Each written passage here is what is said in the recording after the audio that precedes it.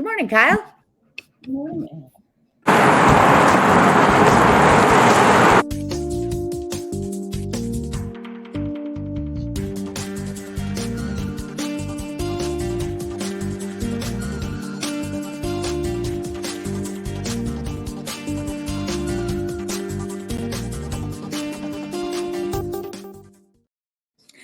Oh, good morning. Good morning, everybody.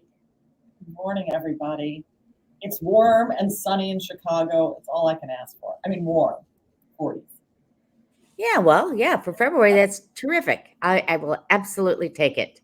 Everybody, thank you for watching. Today is another installment of, and I think we're at our 131st episode, Monday Morning Coffee with Kyle and Ann, where we talk about what's really happening in downtown Chicago. I'm Ann Rossley, here with Kyle.harvey.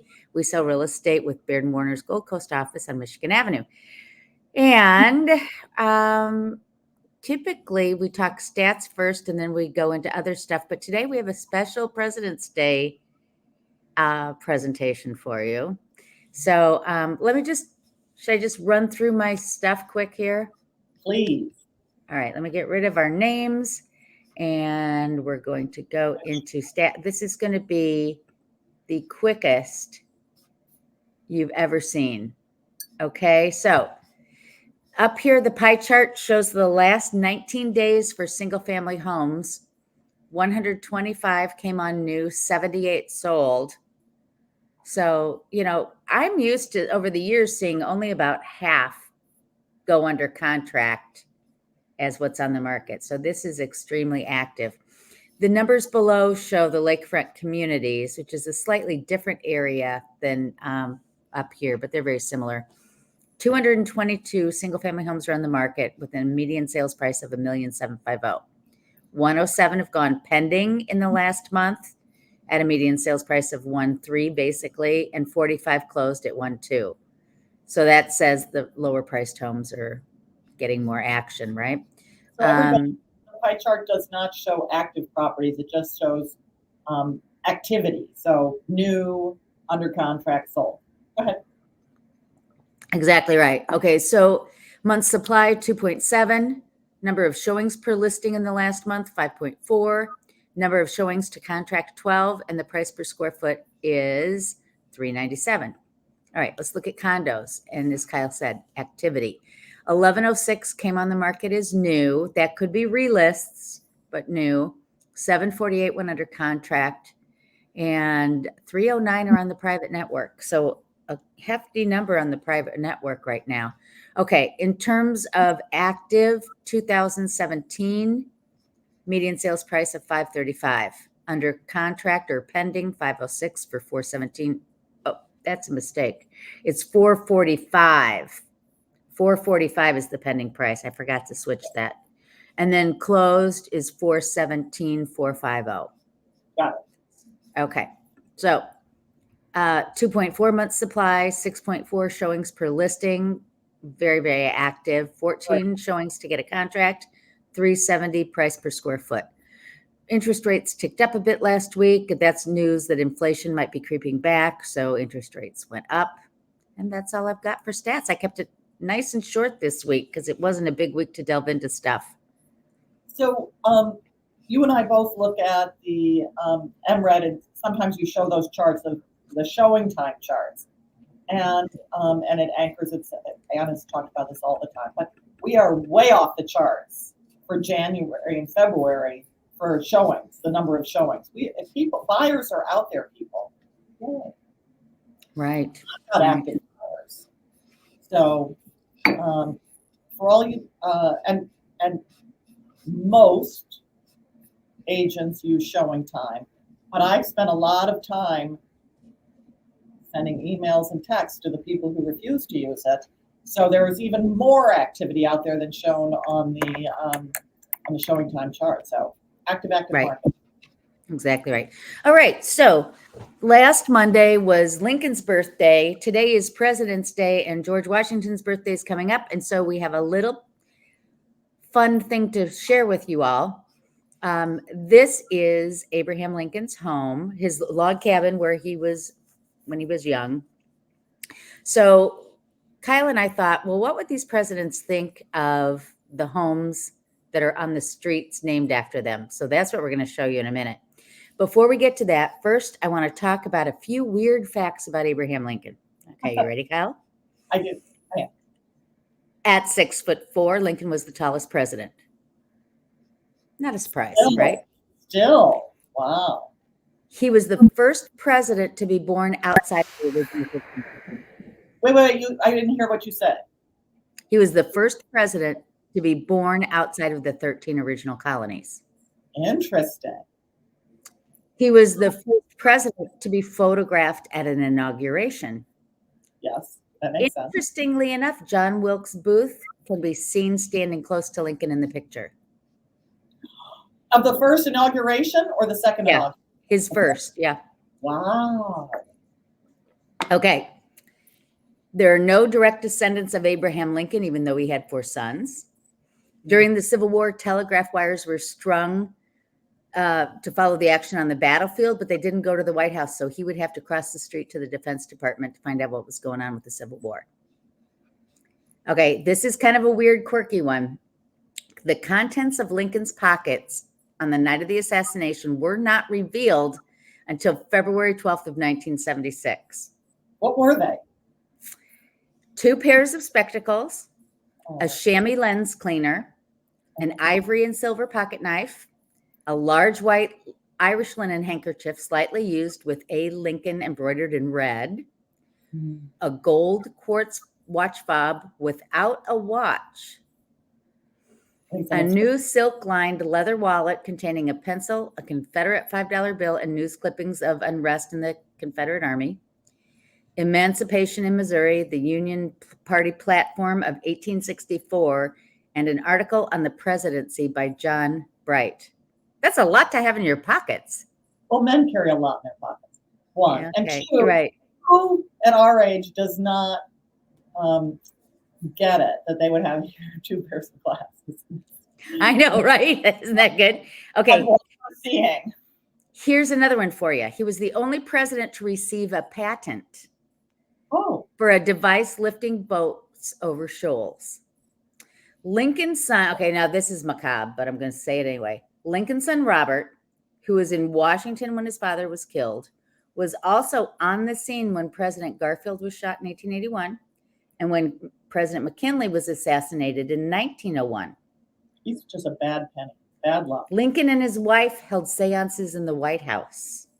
They had a great interest in psychic phenomena. And he was the first president to wear a beard. He had the largest shoe size documented, size 14. So there you go. Okay. Well, so there are your Lincoln facts, everybody. Well, there's wait. There's a wonderful book called Lincoln and the Bardo by George Saunders. Yeah, I read that. It was good. It was good, and it reflects the time, reflects the their interest in the supernatural and the occult. Anyway, keep going. Yeah. Okay. So I went to see what's for sale on Lincoln streets across the state in MRED. So we're just going to go through them very quickly here. Here's a house on Lincoln Prairie Boulevard in Aurora, Barrington, Lincoln Terrace in Buffalo Grove, Blue Island. We have all kinds of Lincolns in Chicago. Here's Lincoln Park West, one of several. Lincoln Avenue. Here's North Lincoln Avenue, 2,240,000. Another Lincoln Park West. Here's Decatur, Illinois, 2 in Decatur. Dixmoor, Dixon, Dalton, Downers Grove, Elgin, Evanston, Glencoe, Glenview, Hazel Crest, Lombard, Onarga. I don't know where Onarga is. Do you? Pontiac. I used to live in Pontiac. Rolling Meadows, Lombard, Saybrook, Shearerville, Skokie, Urbana, Waterman, Westmont. Okay, so those are mine. Okay, so I only did 9, and I've got Washington. Do you have any facts on Washington? Of course I do. Because Okay. You have some? Nope. Okay. Born, here's the thing. Born February 11th, 1732, Pope's Creek Plantation. Now you say February 11th. Back then in 1732, they were still using the Julian calendar. It wasn't until 1750 that they adopted the Gregorian calendar, which we use today, which puts his birthday at February 22nd.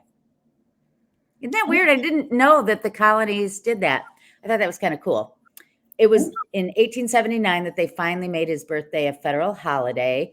Once a year in the Senate, a different senator is chosen to read his farewell address. And his farewell address is where he basically says, nobody gets to be king. This is, we're going to pass this along, blah, blah, blah, blah, blah. So this year, the senator from Maryland, Ben Cardin, is going to be reading the farewell address. Just thought you'd get a kick out of that. Construction on the White House was started when he was in office, but he never lived in the White House. He only had a grade school education. That White House burned down. When Dolly Madison saved the art. Right, exactly. He only had a grade school education. He quit school at age 11 when his father died. He was really into animals. Okay, you ready for this one? He was the first mule breeder in the United States. Recognizing the value of mule as a good source for farmers, he was believed responsible for creating the mule stock that powered American agriculture in the South for generations. Mules weren't the only animals he bred.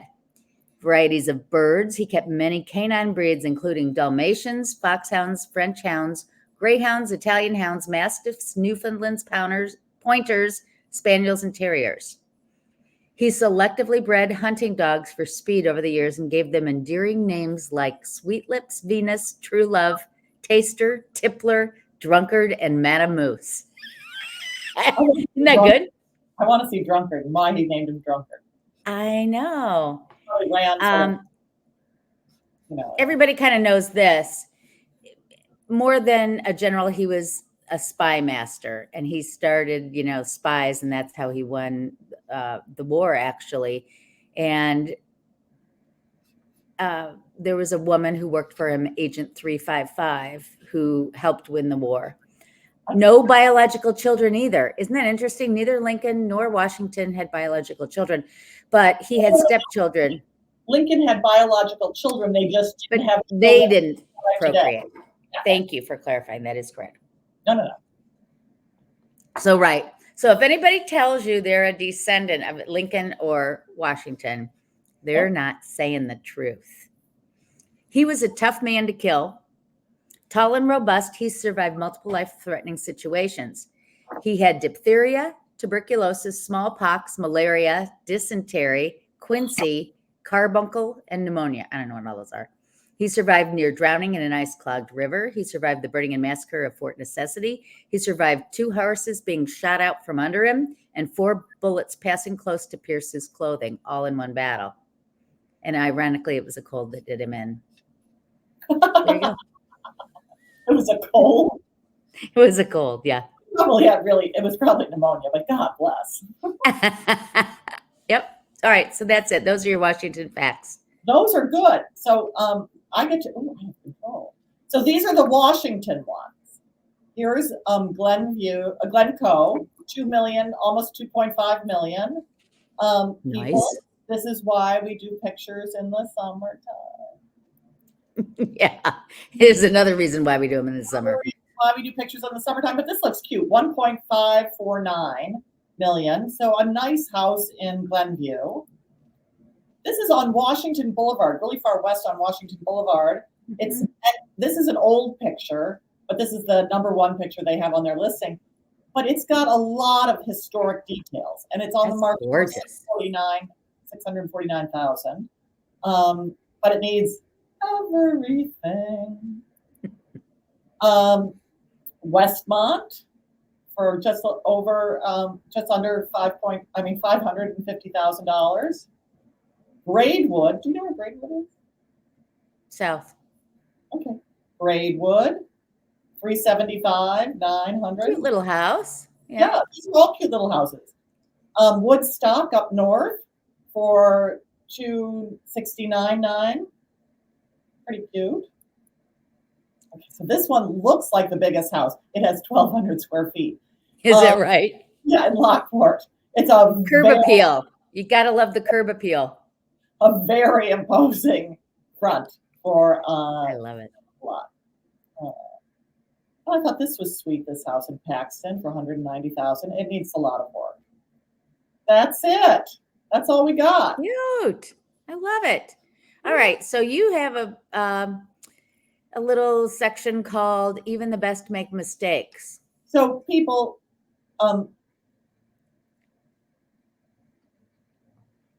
we are. I'm trying to find the right words. Go through. We real estate brokers have to go through continuing education every 2 years. And so some of this is because I completed my continuing education last week, and it's all fresh in my mind. But I saw there's a new listing on one of the great streets, and I'm not giving details because I hope these people will fix it. There's this beautiful house on one of the great streets in the Gold Coast, and they used unprofessional photos. So this is a beautiful house on the market. Is this over $1 million? It's on the market for $1 under $5 million. So it's on the market for $4,999,000. Okay. And they didn't do professional photos. You can tell. First of all, show me. Look I'm at the dying shape. to see these. This is incredible to me. Put all the photos in, but I put in some. Look at the shape. The fact that they used an Instagram photo for the top photo, where it's cocky wampus, it's not full on, it's not the best view, and it's got all this light. Do you see you can't see where my clicker is, but no. I'm circling where there is where there are weird shadows, weird light, right? Weird shadows, weird reflections that a professional photo would not have. Okay? Right. So, first of all, did they put smoke in here? It is indistinct. This is a profession. This would photograph so beautifully if it were a professional. Now, look at it. First of all, I mean, the pillows all plopped on that side, not done right. You know, there's. But the worst is that it's all blurry. This is a blurry photo. And they did not do that technique where you show the outside as clear as you show the inside. It would make this, Well, first of all, it would tighten up the details, and it would show it would look like what your eye sees looking out the window. Right. Okay? And I'm just showing you. That's the dining room. That's okay. That's $5 million listing. This is horrible. This is a $5 million. These poor sellers don't realize how they're getting. We're coming to it. I mean, beautiful, and yet it looks sort of like meh. Yeah. This is their big bedroom, and it looks like meh. Okay. Meh. Yeah. That's the bathroom. With the upstairs is the closet, the spouse with the most stuff closet is upstairs. Do you see my circling? There's a I don't see anything, but it looks like a skylight. It's not. It's an atrium to a closet. So you could, like, if you forgot something upstairs, you could just throw it down. You go upstairs to get dressed. But it's a beautiful, and it's these people owned it for. So mistake number 2. So first, mistake number 1, not using professional, cheaping out and not doing professional photos. Mistake number 2, not disclosing the broker's interest. You know that this is a broker-owned property. And you would know this too, because you can click on the PIN number and it pops her up. Oh my gosh. Yeah. Oh, that's big trouble. That's so against the law. No, she is the co-listing broker, but in the private broker notes, it says contact her. Yeah. Big mistake. Wow. And then the pricing it like it's a deal. You have a $5 million home, price it at $5 million. At that price point, they're not putting a cap. They're not saying, you know what, I want to see everything under $5 million. But if they do say I would see everything under $5 million, cap it at $5 million. By putting it at $499, you're not capturing the ultra luxury. So people, even the best make mistakes. Yeah, I guess so. Holy cow. Well, last week I talked about some houses and condos I thought were going to be winners. Let's take a quick look and see what happened to them. So I like that. I brought you 3 last week. Only one of the 3 went under contract. So what I showed last week were properties that had been on the market 7 days or less. Today, they've been on the market 14 days or less. And this was the original list from which I worked. These were the only single-family homes in the lakefront communities that went on new last week. Okay. These are the ones that are under contract today. So a good number of them are under contract. Specifically, the one I showed you was Summerdale. And it is a lovely home. And it is now under contract. But the ones that are not under contract is this Greenview one, and we thought it would go quickly because it's just so damn cheap, but it's dated, it needs work, it's got multi-levels, so it's still on the market for $1.2 million. Those pictures. And then the third one we showed was this coach house, and I remember Danny had a coach house for sale in Lakeview, and it took a little while to sell, even though I think people just aren't used to buying a coach house. They want to be on the front, but so much more private. Yeah, exactly. So that's that. And now with the condos, I did not do that thing with the condos because there were just too many of them. But 5350 Glenview under contract. Remember, that was that beautiful vintage. Oh, yeah. 3511 Seminary under contract. That it's just a good, solid condo that everybody wants to be in. 2947 Belden is under contract. Right. So that's Logan. Mm-hmm. Gorgeous. Gorgeous, gorgeous. This one did not go under contract yet. 1718 Julian. There are a couple in this building, and I think it's a little different looking, and it's in Noble Square area, but it's cute. It's going to go soon, I think.